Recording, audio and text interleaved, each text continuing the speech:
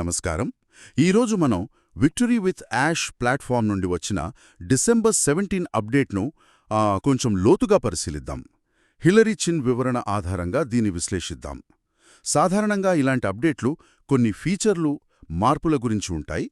కానీ ఈసారి వాళ్ళు 3 పదాల మీద చాలా నొక్కి చెప్పారు: స్పష్టత, లక్ష్యం, ఐక్యత.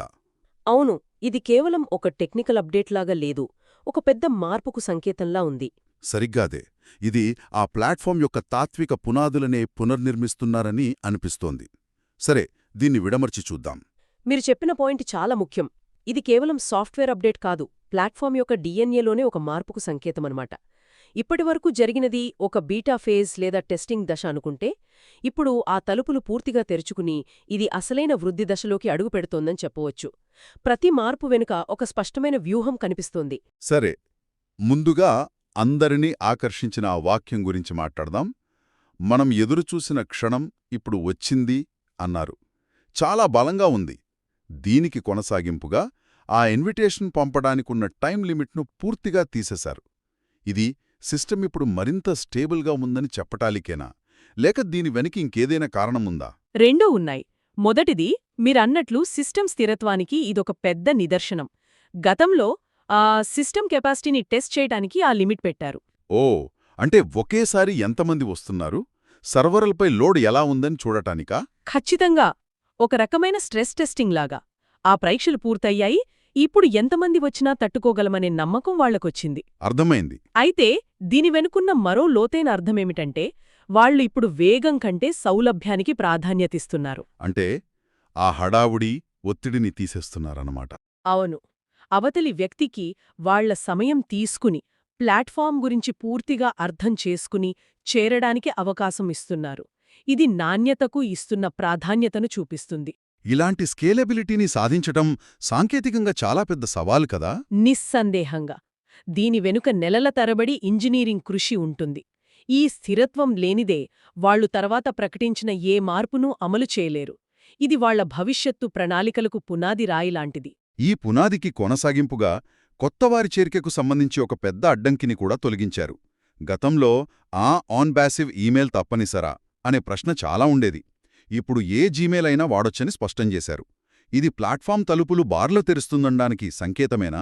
ఇది కేవలం టెక్నికల్ మార్పు కాదు, ఇది ఒక తాత్విక మార్పు. ప్లాట్ఫామ్ చుట్టూ ఉన్న పాత గోడలను బద్దలు కొడుతున్నారని చెప్పవచ్చు. అంటే మీరు మాతో గతంలో ఉన్నారా లేదా అన్నది ముఖ్యం కాదు, మీ వ్యక్తిత్వం, మీ నిజాయితీ ముఖ్యం అని చెప్పకనే చెబుతున్నారు. ఆసక్తికరంగా ఉంది. దీనివల్ల ప్లాట్ఫామ్ను ఒక చిన్న సమూహానికి పరిమితం చేయకుండా ప్రపంచంలో ఎవరైనా మంచి ఉద్దేశమున్నవారు భాగం కావచ్చని అధికారికంగా ప్రకటిస్తున్నారు. ఈమెయిల్ వెరిఫై చేసి కేవైసీ పూర్తి చేస్తే చాలు. ఒక్క నిమిషం. అంటే పునాదిని పటిష్టం చేశారు, ప్రవేశాన్ని సులభతరం చేశారు. ఇప్పుడు అసలు ఆట మొదలవుతోందన్నమాట. వృద్ధి. సర్కిల్లోకి ఎక్కువ మందిని ఆహ్వానించే సామర్థ్యాన్ని పెంచారు. అయితే ఇక్కడే నాకు చాలా ఆసక్తికరంగా అనిపించిన విషయం, త్వరలో ఒక ఏఐ అల్గరిథం ఆధారిత గ్రోత్ సిస్టమ్ వస్తోందన్న ప్రకటన. అవును, అది చాలా కీలకమైన మార్పు. ఇది ఆటోమేటిక్గా సర్కిల్ను పెంచుతుందని చెప్పారు. అంటే భవిష్యత్తులో వచ్చే కొత్త సభ్యులను ఒక ఏఐ సిస్టమ్ కేటాయిస్తుందన్నమాట. ఇది ఎలా పనిచేస్తుంది? యాదృచ్ఛికంగా జరుగుతుందా? అస్సలు యాదృచ్ఛికం కాదు. అందుకే వాళ్లు this is not accidental growth అని చాలా స్పష్టంగా చెప్పారు.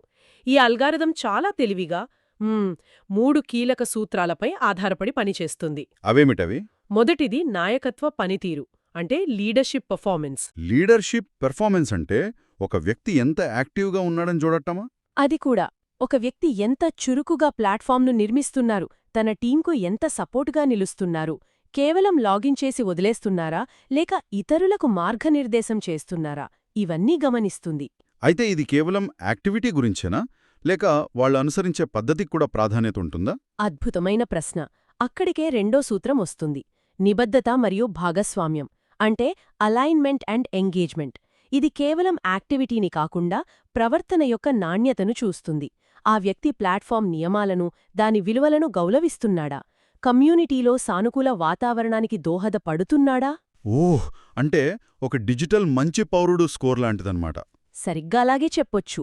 ప్రతికూలతను వ్యాప్తి చేసేవారికి కాకుండా సిస్టంతో కలిసి ప్రయాణించేవారికే ఈ అల్గారిథం ప్రాధాన్యత ఇస్తుంది. ఇది ఒక రకంగా ప్లాట్ఫామ్కు ఇమ్యూన్ సిస్టమ్ లాంటిది.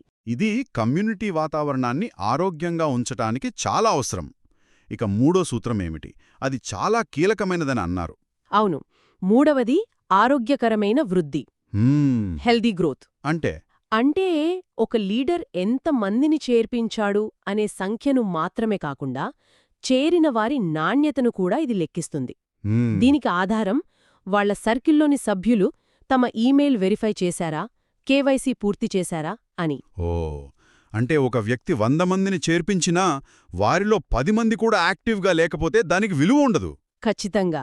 అదే 10 మందిని చేర్పించి 10 మంది యాక్టివ్గా ధృవీకరించబడిన సభ్యులుగా ఉంటే దానికి సిస్టమ్ ఎక్కువ విలువ ఇస్తుంది. అంటే కేవలం సైనప్ చేయించి వదిలేసే పాతకాలపు పద్ధతులకి ఇక కాలం చెల్లినట్లే.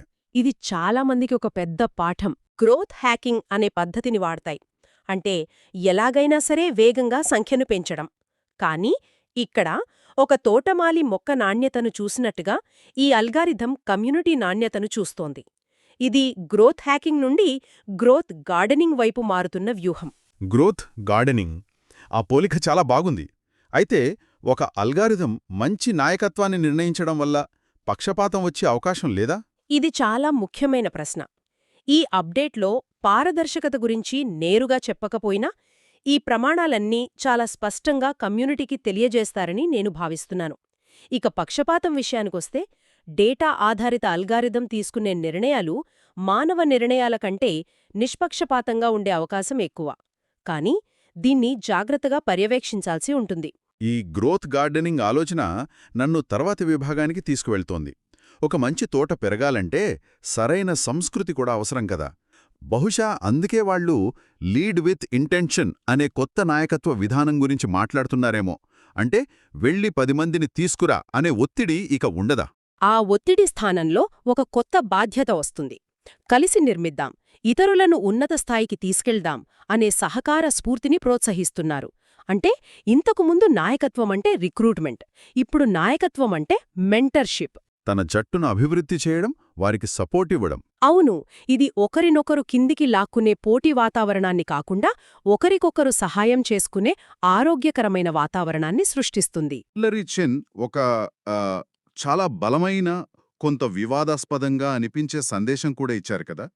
మేము పాతవాళ్లం కాబట్టి మాకు ప్రత్యేక గౌరవం కావాలి అనే ఆలోచన విధానాన్ని పూర్తిగా వదిలేయాలి అన్నారు.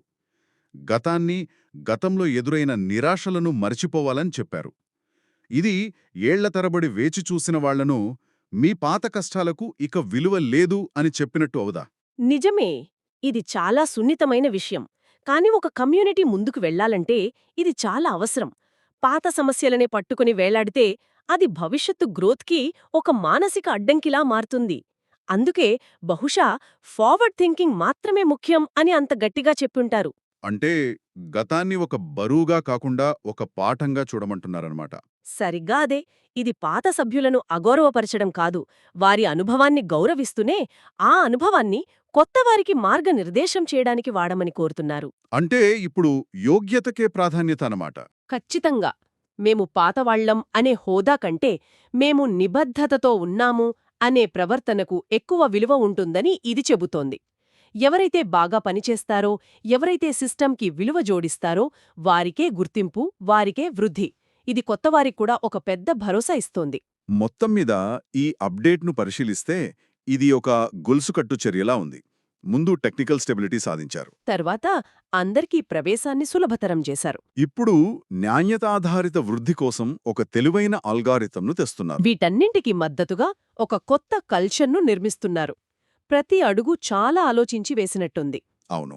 ఈ మార్పులన్నీ విడివిడిగా చూస్తే చిన్నవిగా అనిపించవచ్చు, కాని కలిపి చూస్తే అవి ప్లాట్ఫామ్ యొక్క ఆత్మను పునర్నిర్మిస్తున్నాయి. ఇది ఒక క్లోజ్డ్ ఎకోసిస్టమ్ నుండి ఒక ఓపెన్ స్కేలబుల్ వ్యవస్థ వైపు వేస్తున్న ఒక పెద్ద అడుగు. ఈ విశ్లేషణ నుండి ఒక విషయం స్పష్టమవుతోంది. ఇది కేవలం ఒక ప్రోడక్ట్ లాంచ్ కాదు, ఒక కమ్యూనిటీ యొక్క పరిణామ క్రమంలో ఒక ముఖ్యమైన ఘట్టం. ఖచ్చితంగా. ఇది టెక్నాలజీ మరియు మానవ విలువల మధ్య సమన్వయం సాధించడానికి చేస్తున్న ఒక ఆసక్తికరమైన ప్రయోగం కూడా. మనం ఈరోజు చర్చ ముగించే ముందు వినేవారి కోసం ఒక ఆలోచనను వదిలివెళ్దాం. తప్పకుండా. ఒక ఆన్లైన్ ప్లాట్ఫామ్ కేవలం టెక్నాలజీతో కాకుండా దాని సభ్యుల నాయకత్వ లక్షణాలు మరియు నైతిక విలువల ఆధారంగా వృద్ధి చెందాలని లక్ష్యంగా పెట్టుకున్నప్పుడు దాని దీర్ఘకాలిక విజయావకాశాలు ఎలా మారతాయి? ఇది ఆన్లైన్ కమ్యూనిటీల భవిష్యత్తుకు ఒక కొత్త నమూనాను అందించగలదా?